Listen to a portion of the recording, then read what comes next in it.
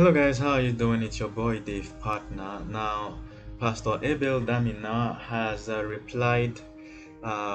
addressed a speech or replied Pastor Paul Enenche on his reply to Pastor Daddy Freeze or OAP Daddy Freeze. Okay, so this is like a men of God replying themselves through social media. So I'm going to play the video now for you. But let me show you Pastor Paul Enenche's section of his video so that you can understand this one that Pastor Abel Damina is talking about. So I'm going to play just a tiny little section of the video. Now listen. My attention from America regarding a video that was mimicking God's servant Bishop David Oyedepo, posted by the mad dog called Freeze. Mad dog emphasized. Somebody said, Pastor, why do you call a person a dog? Jesus did that first. He called Herod a wild dog, a fox. I said mad dog because that is spot diagnosis. When you are medical or you study medicine, there's something we call spot diagnosis, where you know a sickness by just looking at the patient without even asking. That is mad behavior. That is schizophrenia, schizophreniform illness.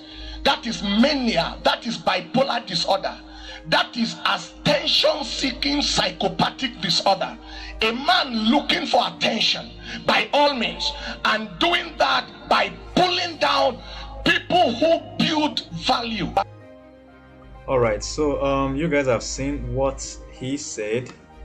He said that Jesus called Herod he first of all said a wild dog, then he said a fox. Okay, so first of all, I don't think a fox and a wild dog is the same thing. Maybe he means it figuratively. A wild dog is a dog that is living in the wild. A fox is in the Canis family. All right, but it's not a dog. A fox is not a dog. Okay, but it looks like a dog just for the purpose of let's say what is a fox. Okay, so I'm gonna play the reply of Abel Damina. Don't go nowhere.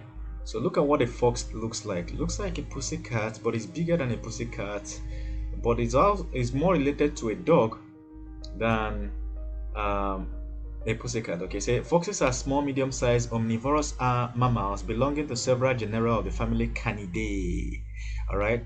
Foxes have a flattened skull, upright triangular ears, a pointed, slightly upturned snout, and a long bushy tail. Okay, now let's quickly look at. Now, foxes are generally in history known as very smart or cunning, trickish.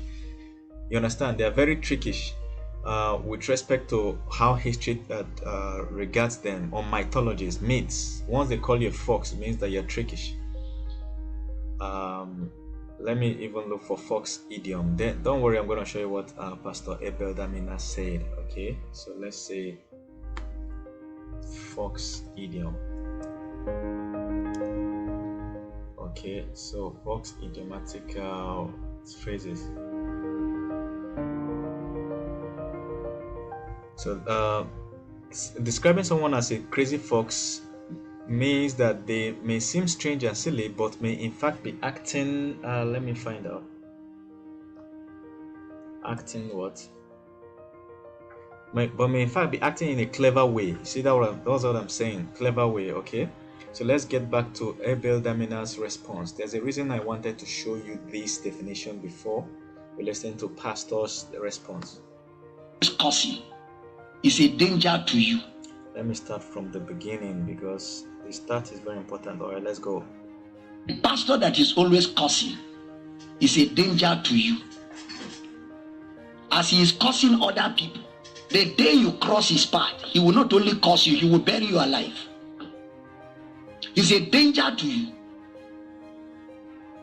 He's a danger to you. Somebody say, but Jesus called Herod fox.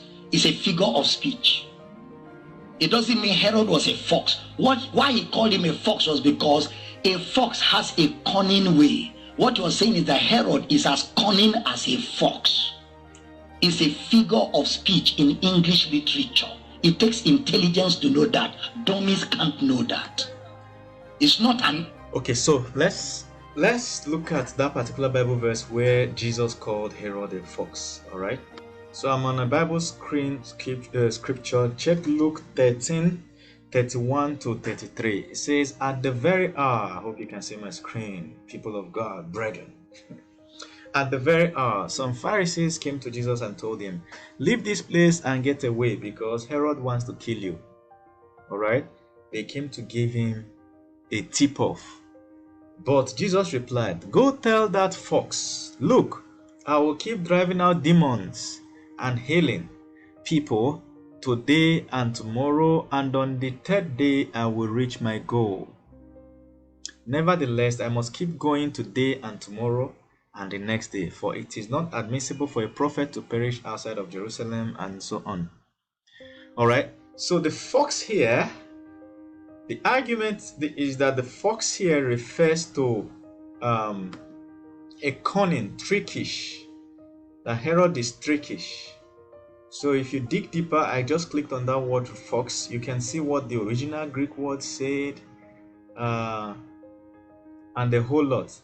Now, Jesus, that's not the only place Jesus used fox. There was a place Jesus said that the birds of the air have a place to sleep, and the foxes, So he said usage, a fox. That's the same Bible translation website. It said usage, a fox-like, a crafty person. You understand? Look at the original word in Greek. It says, I don't know Greek, okay? So that's my own Greek. But I think the pronunciation is alopex or something, whatever this is. All right, you understand? These guys, the guys that built this website, they translated all Bible versions. They are there. And they are saying that the use of the word fox there means crafty, tricky. You understand? Tricky. All right. So look at the two places we use: Matthew 8:20 and Luke 9:58, and then Luke 13:32. Metaphorically, a sly and crafty man. You understand? These are professors that did a lot of translations. And in the same sense, often in the Greek writings as Solon and Plutarch. So they are saying that look at Pindar, Pythagoras, Sulla. They are saying that other historians around that time that mentioned the word fox in their own writings, they use it to refer to someone that is cunning. I don't know if you're getting what I'm saying. Now, if we go back and you see that I'm on a website called Bible Hub, what they did is that they have all the Bible verses. So if you type any Bible verse, if you search for it, like at the top here, it's going to give you all the Bible versions. See, version by version, the same sentence, the same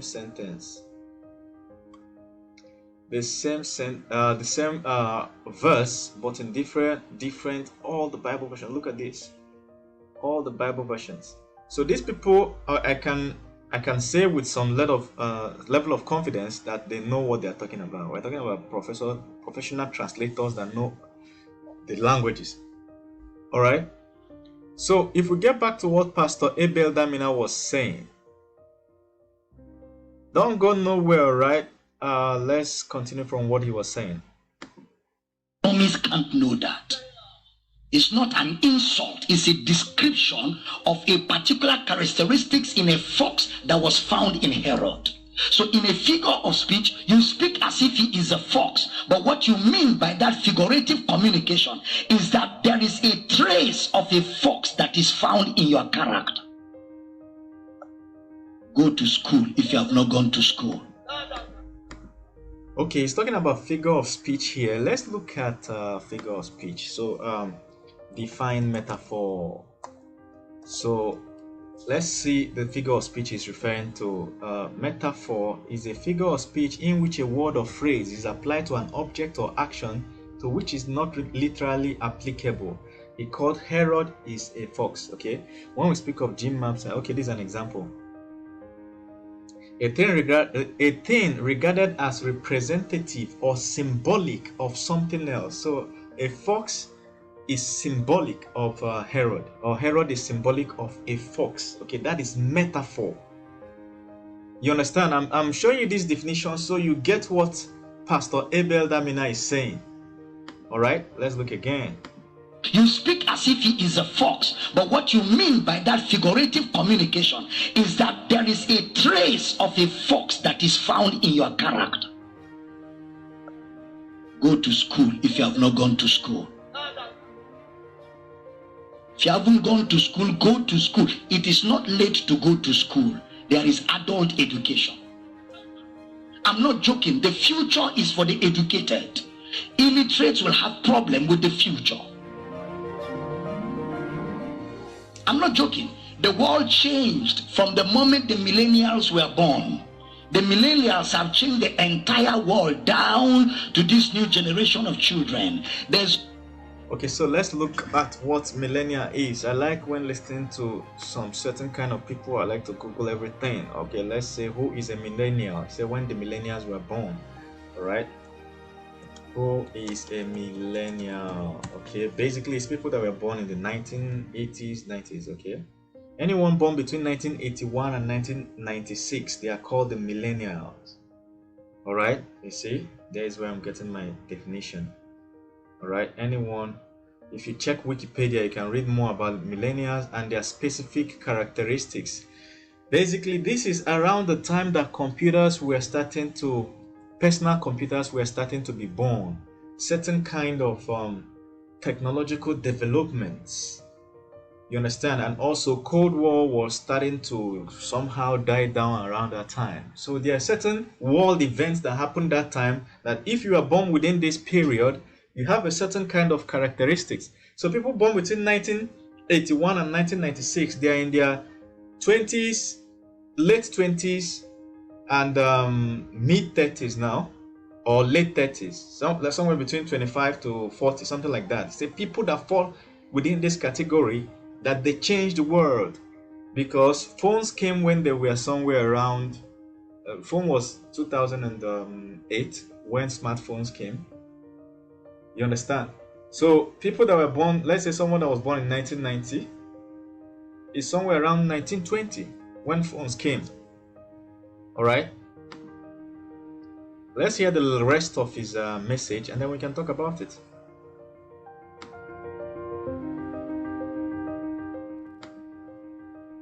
Space for zombieism. It's not an insult. Am I insulting? I'm just explaining. The Bible has figures of speech.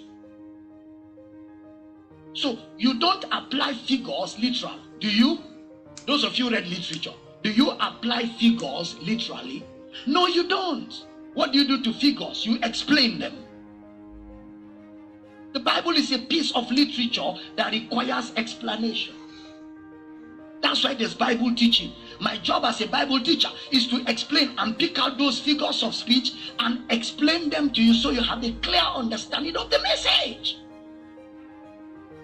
So let's look at the original message by Pastor Abel Damina one more time and then we can talk about it. Mimicking God's servant Bishop David Oyedepo, posted by the mad dog called Freeze. Mad dog, emphasized. Somebody said, Pastor, why do you call a person a dog? Jesus did that first. He called Herod a wild dog, a fox. I said mad dog because that is spot diagnosis when you are medical. So now you get the idea and the context. Is looking like they are they interpreted that verse differently. Okay, Abel Damina is saying, look, that place, Jesus meant that Herod is tricky. All right, that's what he said. Then Pastor Paul Enenche is saying that, or at least insinuating the way I understand it, that Jesus used it as a curse word. All right, as a curse word. So, but he also twisted, not twisted now, but he also came up with his own version of it. In the Bible, it was fox, all right? It was fox, but he himself now said mad dog. Mad. That word mad is not a good word. showing that in a way he's using it as a curse word or curse phrase, mad dog. All right, don't forget that he himself has I think a degree in medical sciences, probably a medical doctor, direct medicine. I'll have to check Wikipedia to confirm. I think he's a medical doctor before he became a pastor or something. So now, what do you think is the correct interpretation of that verse? I would like to know. What do you think is the correct interpretation? Do you think Pastor Paul Enenche is right, or Pastor Abel Damina is right? Does that mean tricky? I had to go dig into Bible translations back to the original Greek word and see what it actually meant. And from my own research, it's looking like it means exactly a trickish person, cunning, clever. All right, a way to say that somebody is like sometimes when you say that somebody is a serpent, it doesn't mean that that person is stupid or you are cursing the person. You are just saying that this person is somebody that you have to handle with care. You understand? They could be smiling in your front and they could bite you at the back. You know, that kind of person. When you call somebody a serpent, it doesn't mean it doesn't have hands and legs. It means that, hey, this person is tricky and can be dangerous. So I'm going to stop here. You let me know what you think. We can talk about it. What's your own interpretation? What's your church, your pastor's interpretation? Which of the interpretations should we go with? All right. And what do you think about what Pastor Abel Damina said about education? He said, go to school. Oh, that since they gave birth to these people since 1980s, if you don't have education, you are outdated. He said there is no more room for zombies, and that's the word he used. You understand? Go to school and learn. I would even say people that even went to school, make sure you actually learn too, because some of these schools, if you go and finish and graduate, you become dumber than you were before. You understand? I've been saying it on this channel, hammering it. When your child is small, the child is clever, your child is smart, you have high hopes. By the time the child is graduating university, they are so dumb, they can't write a single essay, they can't communicate well with fellow human beings, they are so dumb, they can't stand on the stage and speak, so dumb. You understand? They don't have any hopes of what to be in life again. This is a small child that used to say, I want to be this, I want to be that. You understand? No ambition, nothing. They are looking for their destiny. You get what I'm saying? Reading motivational books at that age. Because what? School dumbed them down. School destroyed them. Alright? So if you went to school and you feel that you were smarter before you even entered, please try and pick up your smartness again. Alright? Thank you very much. I'm going to stop here. Now, if you're looking for a business to start doing online, alright? Side business that is big and serious, okay? There is a course that we've done that teaches that business. All right, so you scroll down to the comment section. First comment, if you're watching from YouTube, I'll pin it. You click on the link, go and sign up on that course.